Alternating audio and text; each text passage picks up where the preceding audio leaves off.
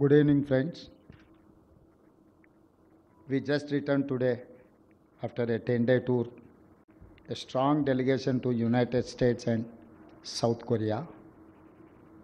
I'm happy to share with all of you and the people of Telangana that every single business and corporate leader we met in America and South Korea was very positive about Hyderabad and Telangana.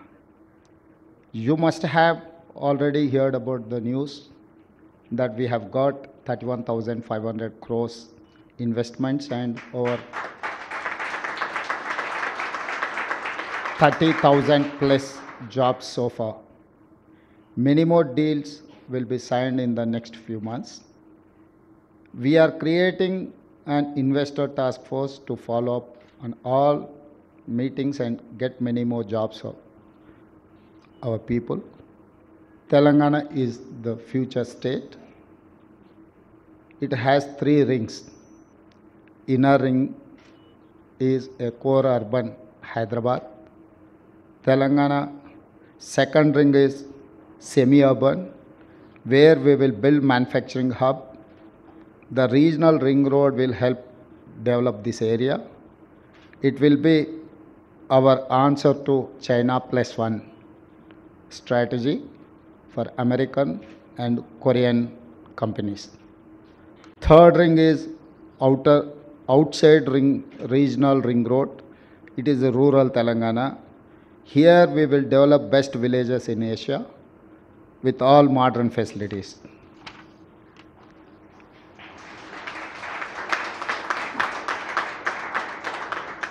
My vision is to make Telangana $1 trillion economy in next 10 years.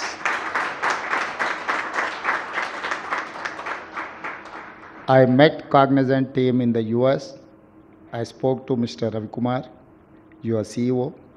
I have assured 100% support to Cognizant for all growth plans. Now I am delighted to be here today. We all know Cognizant has a major presence in Hyderabad.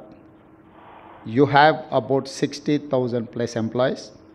Your office is about 4.5 million square feet.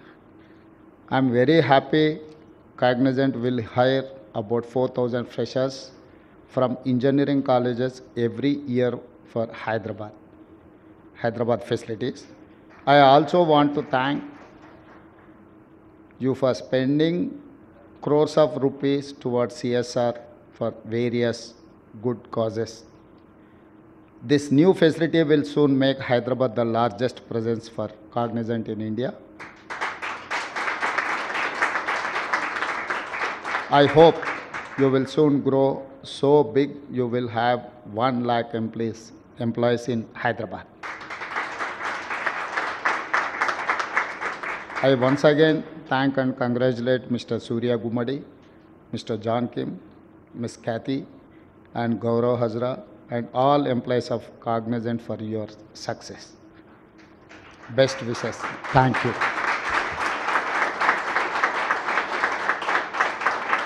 Hyderabad నగరం ప్రపంచ ముఖ చిత్రంలో ఒక ప్రధానమైన నగరంగా గుర్తింపు పొందడానికి అది కొద్ది రోజులో, కొద్ది నెలలో, కొద్ది సంవత్సరాలు కష్టపడితే నిర్మించిన నగరం కాదు ఈ నగరం.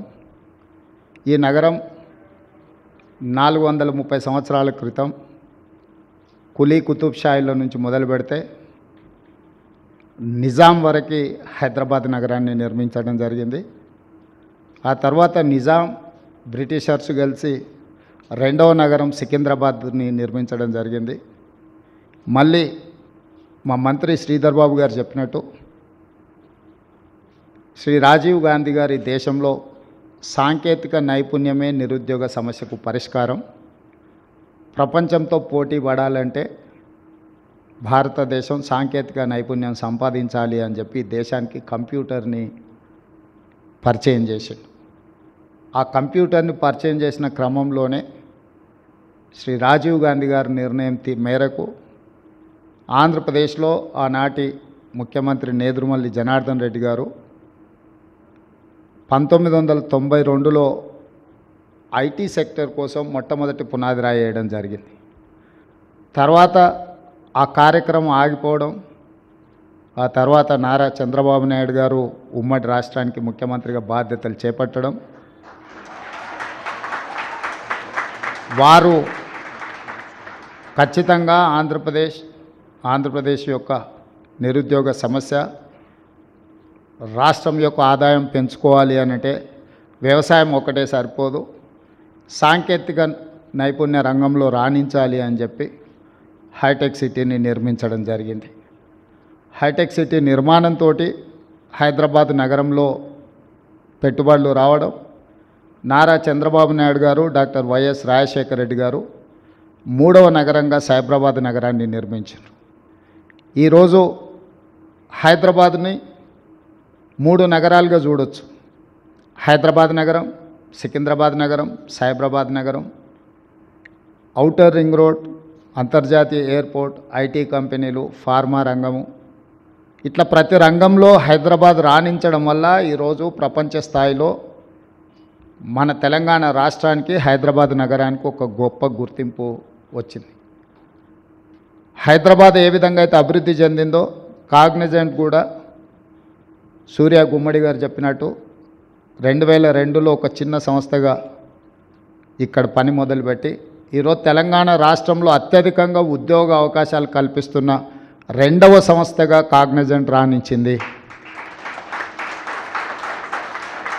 భారతదేశంలో టాటాలతో పోటీ పడగలిగిన శక్తి సామర్థ్యం, తెలంగాణ రాష్ట్రంలో టాటాలతో పోటీపడి నిరుద్యోగ సమస్యకు పరిష్కారం చూపిస్తున్న సంస్థ కాగ్నిజెంట్ సంస్థ. ఈరోజు లక్షలాది మంది తెలంగాణలో చదువుకుంటున్న ఇంజనీరింగ్, నాన్ ఇంజనీరింగ్ స్టూడెంట్స్కి ఉద్యోగ ఉపాధి అవకాశాలు వస్తున్నాయి అని అంటే కంటిన్యూస్గా కులీ కుతుబ్ షాయి నుంచి మొదలు పెడితే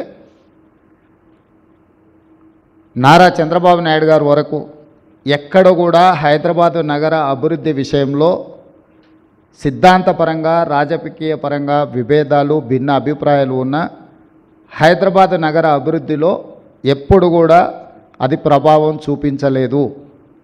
అందుకే ఈరోజు హైదరాబాద్ నగరం ఒక గొప్ప నగరంగా రాణించింది. ఆ విధానాన్ని కొనసాగించాలి.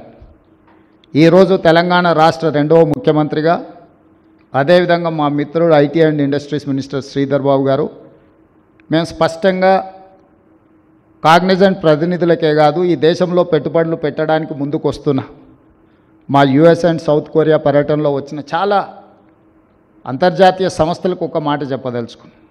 ఈ 430 సంవత్సరాలలో రాజకీయపరమైన, పరిపాలనపరమైన భిన్న అభిప్రాయాలు ఉన్న హైదరాబాద్ నగర అభివృద్ధిలో భేదాభిప్రాయాలు లేకపోవడం వల్లనే హైదరాబాద్ నగరం ప్రపంచంతో పోటీ పడుతుంది.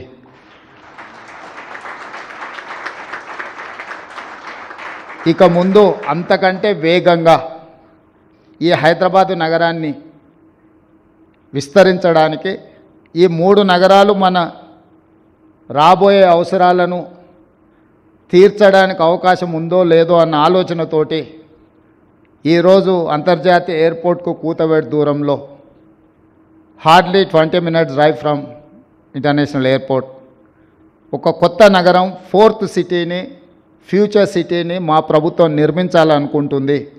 ఈ 4th city, future city China plus one country కోసం అమెరికా, సౌత్ కొరియా, ఇతర దేశాలు ఏదైతే చూస్తున్నాయో ఈ అన్ని ప్రశ్నలకు సమాధానంగా 4th సిటీ మేము ఫ్యూచర్ సిటీగా ఏదైతే నిర్మించాలనుకుంటున్నామో అదే సమాధానం చెప్తుంది. ఈ ఫ్యూచర్ సిటీలో మీరందరూ భాగస్వాములు కావాలి.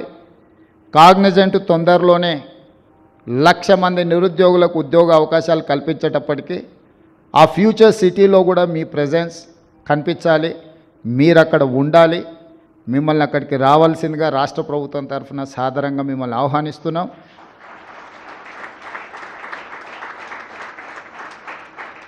ఈ నగరం అభివృద్ధికి, అంతర్జాతీయ స్థాయిలో అభివృద్ధి చేయడానికి ఈరోజు ఈ రాష్ట్రం, ఈ దేశం ఎదుర్కొంటున్న నిరుద్యోగ సమస్యకు పరిష్కారం చూపించాలి అని అంటే మా పాలసీలో పారదర్శకత ఉండాలి. ప్రభుత్వం పెట్టుబడిదారులకు ప్రోత్సాహం కల్పించాలని స్పష్టంగా మా ప్రభుత్వం విశ్వసిస్తుంది. అందుకే ప్రభుత్వం మారిన విధానాలలో మార్పు లేదు. ఇంకా వేగంగా, ఇంకా పారదర్శకంగా, ఇంకా పట్టుదలతో మా ప్రభుత్వం ఈ తెలంగాణ రాష్ట్రాన్ని ముందుకు తీసుకెళ్లాలనుకుంటుంది. ఈ దేశానికి, ఈ రాష్ట్రానికి పెట్టుబడులను రప్పించి, చాలామంది మిత్రులు ఆంధ్రప్రదేశ్లో ప్రభుత్వం మారంగానే తెలంగాణకు ఆంధ్రప్రదేశ్కు పోటీ ఉంటుంది, తెలంగాణ నుంచి ఆంధ్రప్రదేశ్కు పెట్టుబడులు తరలిపోతాయేమో అని ఒక చర్చ. నేను ఒక మాట స్పష్టంగా చెప్పదలుచుకున్నాను. నా పోటీ ఆంధ్రప్రదేశ్, కర్ణాటక, తమిళనాడుతో కాదు, నా పోటీ ప్రపంచంతోనే. హైదరాబాద్ నగరం నా దగ్గర ఉంది. హైదరాబాద్ నగరం నా దగ్గర ఉంది. దేశంలోనే అత్యధికంగా ఉద్యోగ ఉపాధి అవకాశాలు కల్పించే కాగ్నిజెంట్ నా దగ్గర ఉంది. ఈ ప్రాంతం పక్క రాష్ట్రాలతో పోటీ పడే ఆలోచన నుంచి ప్రపంచంతో పోటీ పడడానికి ఎప్పుడో మా ఆలోచనను మేము విస్తరించుకున్నాము. ప్రపంచం అవసరాలు తీర్చడానికి ఈరోజు మేము 4th సిటీని ఒక ఫ్యూచర్ సిటీగా మేము డిజైన్ చేస్తున్నాము. కాబట్టి ఈరోజు మాకు పక్క రాష్ట్రాలతో ఎలాంటి పోటీ లేదు. పక్క రాష్ట్రాల దగ్గర, ఈ దేశంలో ఎవరి దగ్గర హైదరాబాద్ నగరం లేదు. పక్క రాష్ట్రాలు, పక్క ముఖ్యమంత్రుల దగ్గర ఔటర్ రింగ్ రోడ్, అంతర్జాతీయ ఎయిర్పోర్ట్ లేదు. అన్నిటికంటే ఇక్కడున్న ఎన్విరాన్మెంట్ ఈ దేశంలోనే ఎక్కడా లేదు. ఇక్కడున్నంత మంచి వాతావరణం, ఇక్కడున్నంత శాంతి భద్రతలు, ప్రశాంతంగా ఉండడం, ఇక్కడ ఎక్కడి నుంచైనా కనెక్ట్ కావడానికి అన్ని రకాల ఇన్ఫ్రాస్ట్రక్చర్ మన దగ్గర ఉన్నది. కాబట్టి ఈరోజు నేను మీ ద్వారా ఈ యుఎస్ అండ్ సౌత్ కొరియాలో మేము కలిసిన ప్రతినిధులనే కాదు, కలవాలనుకుంటున్న ప్రతినిధులకు కూడా నా సూచన ఒకటే: రండి, తెలంగాణ రాష్ట్రంలో పెట్టుబడులు పెట్టండి.